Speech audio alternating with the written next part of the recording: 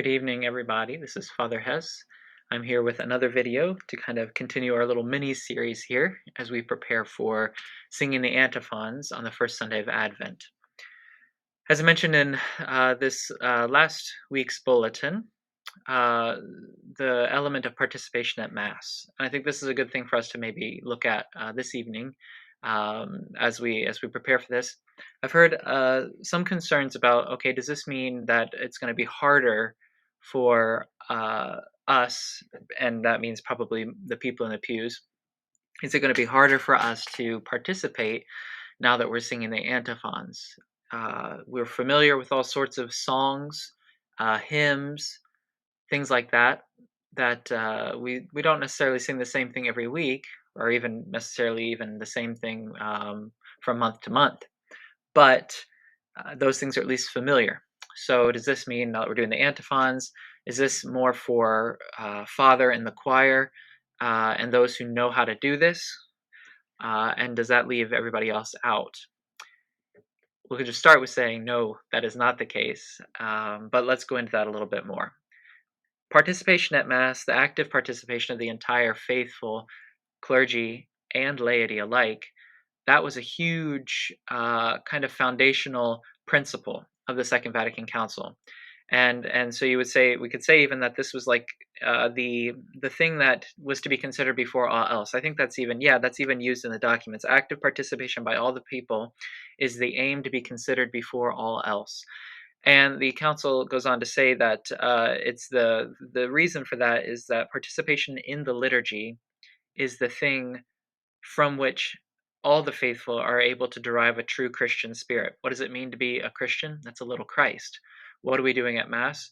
We are entering into the supreme act of love and worship that Christ offers his Father, represented, Calvary represented time and time again on the altar at Mass.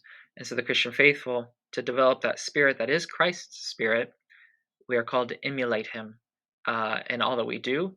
And in order to understand what that looks like, we have to frequently come and experience his supreme, the height of his love for his Father, his act of worship, his act of giving his life, laying down his life for love of his Father and for love of neighbor. And so the Mass is what's kind of meant to kind of be the foundation of that for us. This is where the name of our new missal, our new Pew Missal, that's where the name of it comes from, the source and summit, right?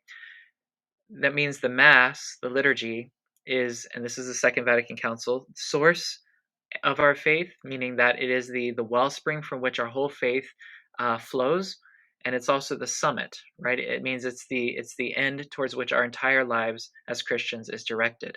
Our lives as Christians begin with Christ's sacrifice on Calvary, which inaugurates the new heavens, right? And our lives are meant to be tending towards that in everything that we do. The Mass is literally heaven on earth, and so everything that we do is meant to kind of take its cue from that, to be inspired by that. It's the source and the summit of our faith. It should be the source and the summit of our lives. And so the Church very much wants us all to participate in that. But what does that look like?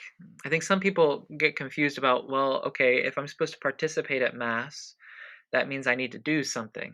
And so we kind of have this frenzy sometimes in the church, like we got to get more people doing stuff. More people doing more things means more people are participating. And I think that we have to kind of pump the brakes on that a little bit, because we can kind of, throw around all these tropes about how things used to be. Nobody understood what was going on. People just prayed their rosaries and weren't really there, weren't really participating. They weren't really interested. And so then we can think that it's so much better now because everybody can hear and they can see, and they have a lot more words that they're supposed to speak. And somehow that means that we are participating more than our grandparents did, or our great grandparents. And I think that we have to be cautious about presuming that that's the case, because how many of us know siblings that no longer participate at Mass? How many of us have children that no longer attend church? Maybe grandchildren that have completely given up the faith and perhaps haven't been introduced to it at all. And I'm not saying that that's a fault of anything, except that maybe we fail to understand what it really means to be participating, right? We fail to understand what it really means to be taking an active part in our faith. It's not just doing. It's not just about doing things. It's about fostering that interior disposition of humility, of adoration, and of worship. And it's that internal reality that is meant to take pride of place, such that it gives rise to external manifestations of participation. And so the Second Vatican Council says that participation, the active participation of the faithful, should be above all internal, in the sense that by this interior participation, the faithful join their mind to what they pronounce and to what they hear, and then cooperate with grace, right? It's about an interior assent to the words I'm speaking, but also an interior assent to the words that I'm hearing. And through that interior assent, it then gives rise to external signs, right? The external is important also because it's meant to show the internal participation. Why do I make this point? Because as we begin this new thing, for many of us, what will be a new thing, I assure you, new's not always scary, and change, while it is difficult, doesn't necessarily mean it's bad. While we prepare to do this new thing at Mass, or actually to reclaim this old thing, it might be hard for us to participate in the same way. So if I'm used to singing something like Amazing Grace, and I just, belt it out because I'm so familiar with it, and I love that song, and then we switch to an antiphon, something like, I believe it's from the second, maybe the third week of Advent. um, People of Zion, behold, the Lord is coming to save us. Okay, but we sing that instead of Amazing Grace. Well, it might be hard at first, right? And then I'm tempted to feel like, well, I can't participate at Mass now because I can't sing this. And that's not true. You can still participate, because participation doesn't necessarily mean doing, because it's first an interior act. So, if we hear these antiphons, which are the prayers of the Mass, the prayers of the liturgy, and thus it aids the faithful in praying the Mass in an active and participative way. If I hear the antiphon, and I might not be able to sing it at first because it's just kind of, I'm not familiar with chant. I'm not quite accustomed to how this works. Nonetheless, if I can hear those words, and I can let them resonate in my heart and in my soul and in my mind, and I can say in my heart and in my soul and in my mind, yes, I believe this, then I'm participating. Because the words, right, faith comes from what is heard. And so these words that I'm hearing are causing an inspiration of faith within me. They're causing an increase of faith within me. So even if I can't necessarily do the thing at first, I can still hear it, and I can still join myself to that prayer. And this is an important thing, because if we feel like we can't necessarily be participating unless we're actually speaking, then that means those parts of the Mass where just the priest is speaking, then that must mean that only he's the one participating in that moment. When he's consecrating the bread and the wine to become the body and blood of Jesus, if he's the only one speaking those words, which he is the only one who has been in all humility given that call by the Lord in the midst of his people, if he's the only one who's speaking those words at that moment, and I can't, then that must mean I'm not participating. And that's not the case. I'm supposed to hear what the priest is saying, and I'm supposed to unite myself to those prayers. That's the whole point of them, in some ways, becoming audible, so that we can hear them, and in hearing them, be transformed by them and lifted up by them. So participation is much, much more than just action. Participation is an interior reality in which I say in my soul, I believe this, and I want to be transformed by it, by grace. I can even fail if I don't have my heart and my mind and my soul in it, even if I'm speaking words, and I hate to admit this, but it's true. Even if I'm speaking words, if I'm not aware of what I'm doing and not trying in my weakness and in my frailty to unite myself to those words, then even though I'm speaking, I might not actually be participating.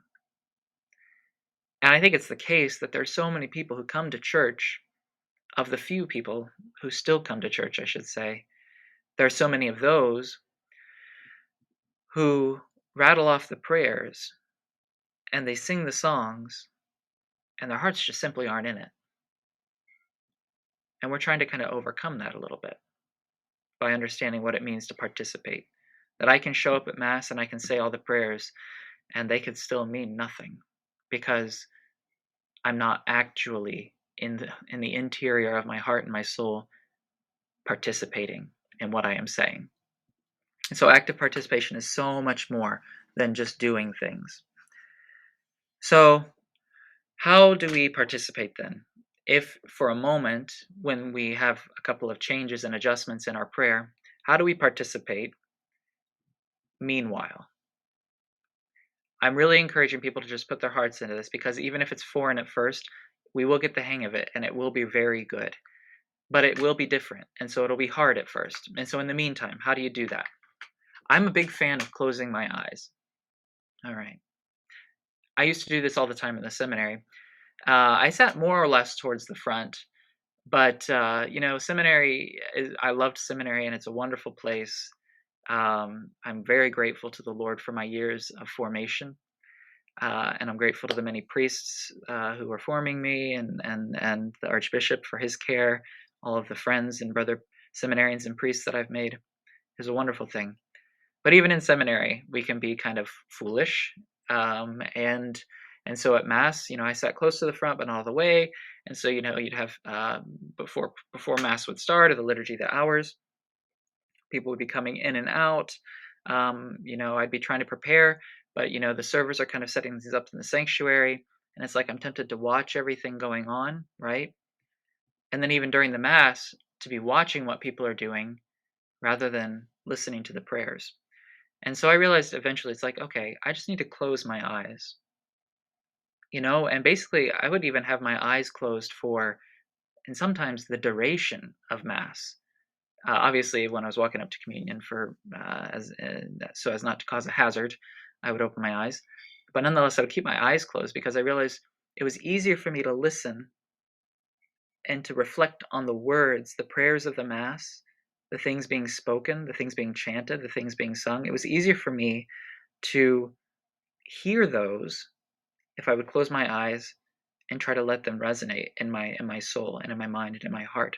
So I encourage that as one method of participation. Another thing is, we'll have these books and they'll have all the prayers, at least the antiphons and things. Even if you can't follow along musically at the beginning, read them and kind of reflect on them as we're chanting them. Listen to the psalm verses as they're being chanted. Listen to the prayers of the Mass as they're being chanted or recited. And if we kind of give more privilege, or we give more precedence to the act of hearing while we're at Mass, rather than doing, I think we'll find that it makes when we find ourselves more capable of the doing, we will be that much richer for it, because faith comes from what is heard. And so if we listen and we hear the Lord speaking to us in the prayers of the Mass, that by all accounts will be a much more fruitful way of participating than if we were to do literally everything. Even if someone were to serve Mass, to lector, to usher, to cantor, to greet people at the doors. Say someone were able to do the full spread of things that are possibly able to be done at Mass. All of that would be for nothing if they did not first make an interior act of worship and an assent of their heart and their mind and their soul to what is actually taking place at the Mass. And so I just want to encourage people to kind of consider this, not to become frustrated if at first when we're doing these chants and these antiphons, not to become frustrated because you can't necessarily do it at first. Over time, that will become easier. But in the meantime, a great habit of participating will be to listen, to hear, and to assent in my soul to the prayers of the Mass. That is how the Church calls us to participate. And if we do that, we'll see how the Mass can be that much more fruitful in our lives. So with that, I will leave that for you to ponder. I think it's an important thing for us all to remember is that holiness is not automatic, and I can't just do things to become holy. I have to first be in the presence of the Lord and to assent in my heart and my mind and my soul to His grace and His will for my life and unite myself to that. And if I do that interiorly, that leads to such a great fruitfulness in the external manner of my life. And that's a great gift of our faith, and that's a great gift of the power of God and His grace in our lives. More to come. I promised a tutorial that will be upcoming, and I look forward to this very much with all of you. In the meantime, again, I thank you for your prayers and for your support of the parishes, your witness in the midst of the world. I humbly entrust myself to your prayers, to be continuously kept in your prayers. I need them very much, and I assure you that you will be in my prayers as well. Look forward to seeing you around the parishes and to joining you all very soon in the celebration of the Mass. May God bless you. Take care.